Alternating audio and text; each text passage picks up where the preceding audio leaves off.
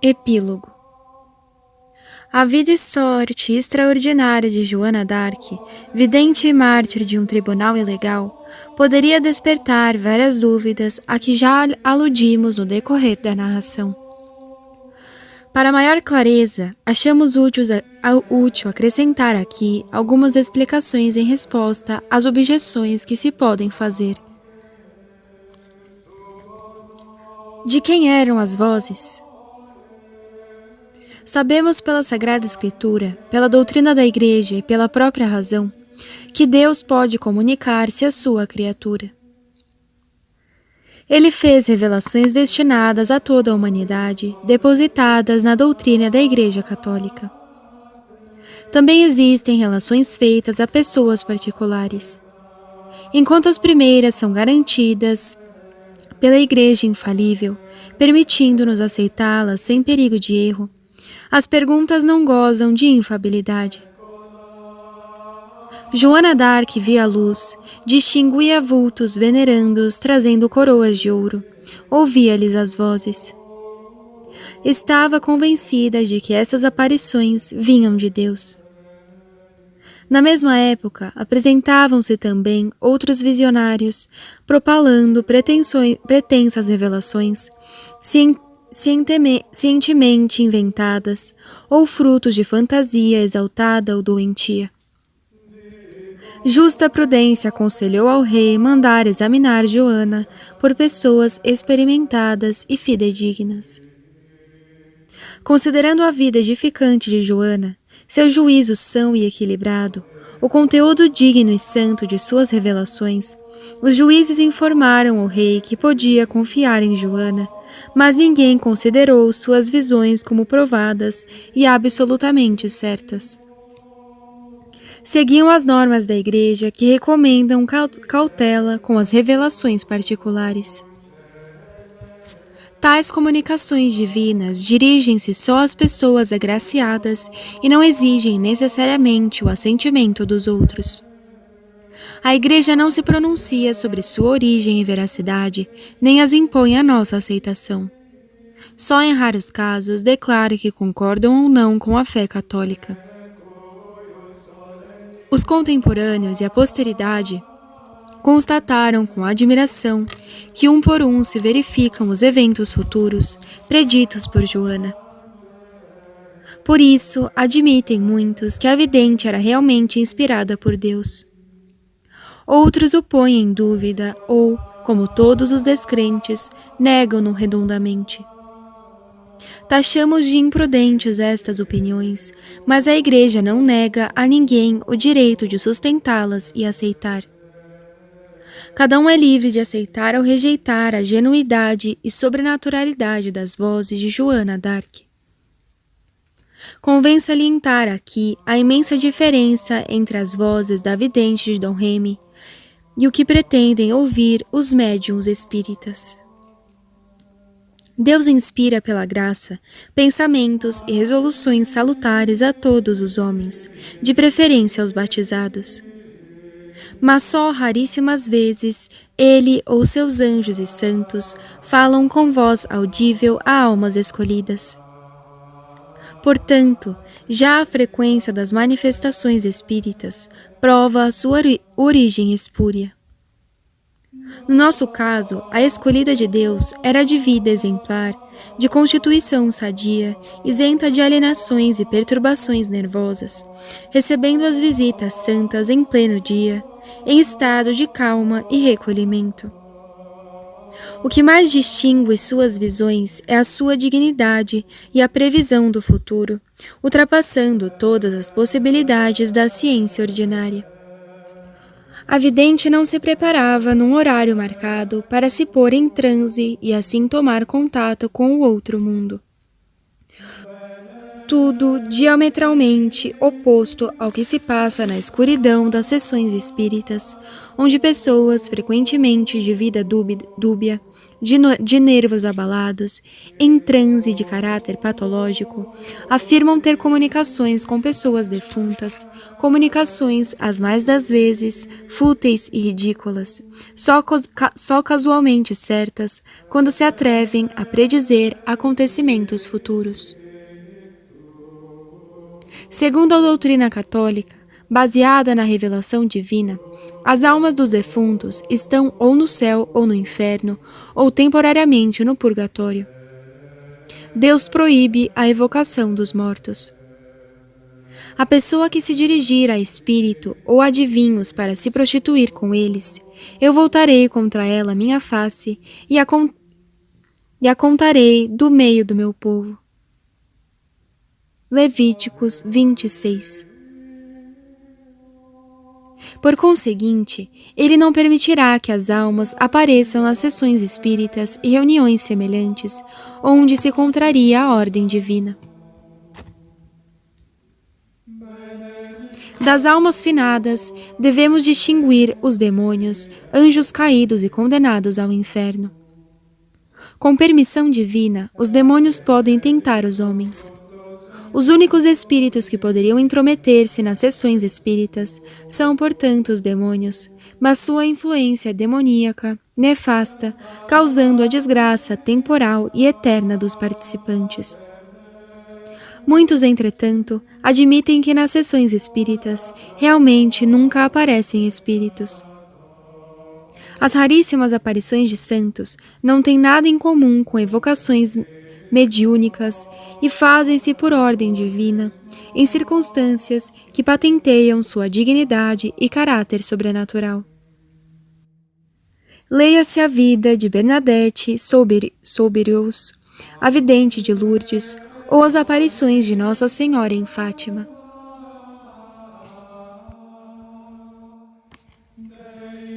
A Igreja, sua infalibilidade e poder judiciário. Joana d'Arc foi acusada e condenada pelo crime de insubmissão à Igreja. Os testemunhos relatados no texto provam a improcedência da acusação. Acrescentamos ainda alguns esclarecimentos sobre a Igreja, sua definição e algumas características relacionadas com o famoso processo de Rouen. O que é a Igreja? Com este nome, designamos a reunião de todos os fiéis do mundo que aceitam a doutrina de Jesus Cristo e, junto com os seus curas de almas, obedecem os bispos e ao Santo Padre, o Papa. O Papa é o chefe supremo da Igreja. Todas as seitas que se chamam cristãs, mas não obedecem ao Papa, não pertencem à verdadeira Igreja de Deus, a Igreja Católica. Quais são os ofícios da Igreja? A Igreja tem os ofícios de ensinar e propagar a doutrina que Jesus Cristo revelou e de pastorear e santificar os fiéis. Quem representa a Igreja? Sendo o chefe universal da Igreja, o Papa também a representa e não pode haver autoridade eclesiástica independente do Papa. Na própria diocese, o bispo ligado ao Papa representa a Igreja. A Igreja Universal pode ser representada ainda pela reunião dos bispos, vindos de várias regiões, incluindo o próprio chefe, o Papa, presente em pessoa, ou por legado seu. Sem a autoridade do Papa, semelhante reunião ou concílio não pode representar a Igreja. No tempo de Joana d'Arc, estava reunido em Basileia, Suíça, um concílio universal. A Igreja possui direitos judiciais.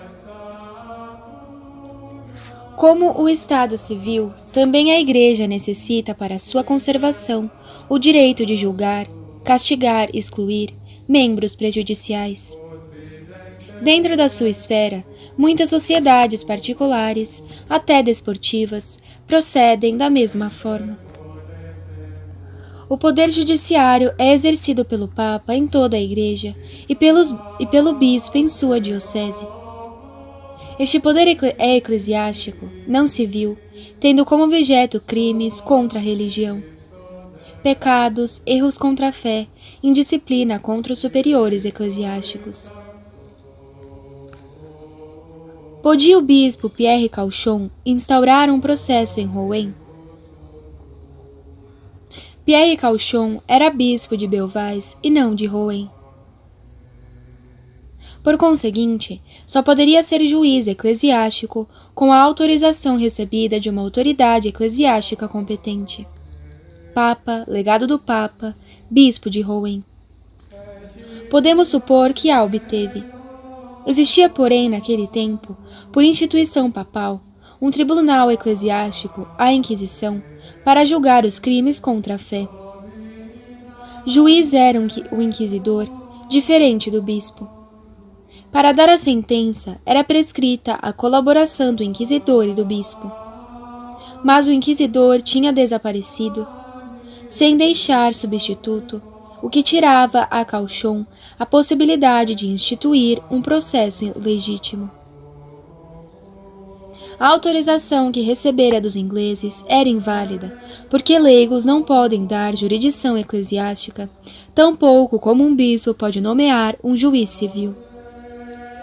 Portanto, a ação de Cauchon contra Joana d'Arc era inválida. O tribunal apresentava ainda outras irregularidades denunciadas, como vimos, pelo jurisconsulto Laurier. Joana d'Arc devia sujeitar-se ao tribunal reunido por Padre Cauchon. Em vista da ilegalidade do proceder, Joana não tinha obrigação de se sujeitar. A sentença proferida contra ela era inválida, além de injusta. Quem executava a pena máxima, que naquele tempo era a morte na fogueira? Depois da condenação, os réus eram entregues ao poder civil, que os executava. Se a Igreja é infalível, como pode errar um tribunal eclesiástico? A infalibilidade da Igreja não se estende a seus tribunais. Infalível é o Papa e o Concílio Universal, junto com o Papa, quando declaram verdades da fé e da moral para toda a Igreja. Jesus Cristo prometeu a São Pedro, aos apóstolos e sucessores, a assistência do Espírito Santo para impedir que toda a Igreja caísse no erro. Esta assistência não é necessária para os casos particulares, como os processos jurídicos. Em geral, os processos eclesiásticos, hoje fora de uso, eram conduzidos com grande circunspecção e conscienciosidade, o que não impedia erro ocasional, como no célebre processo contra Galileu Galilei. O tribunal de Rouen era ilegal. Seus erros não podem ser imputados à Igreja.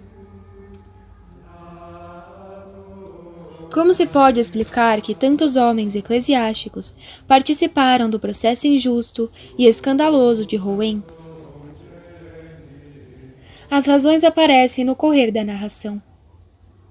Muitos dos assessores julgaram o processo justo, vendo em Joana uma adversária da causa inglesa, aceita como justa e legal. Outros só assistiam obrigados pela força. Esta atitude era, sem dúvida, uma fraqueza reprovável. Pierre Cauchon, o abade Fécamp e talvez mais alguns assistentes patentearam uma disposição criminosa que não tem desculpa. Não deve ser esquecido que muitas pessoas se negaram a participar do processo. A verdadeira farsa jurídica encenada por ódio político virou contra seus autores, cobrindo-os de infâmia indelével.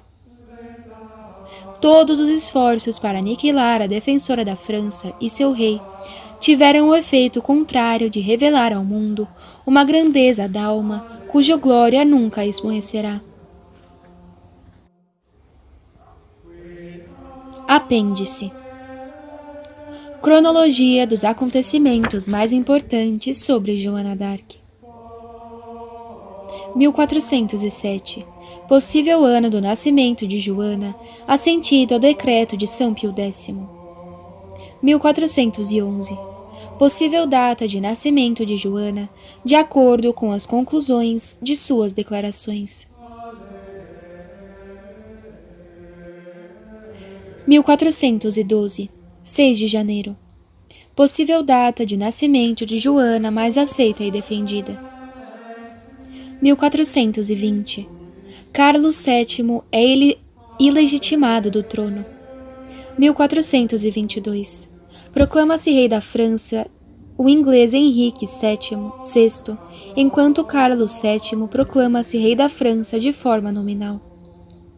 1423. Jacques d'Arc paga a proteção de Dom Remy a Robert de Sherbrooke. 1424. Possivelmente em julho. Aparecimento das vozes pela primeira vez, segundo ela mesma. 1425.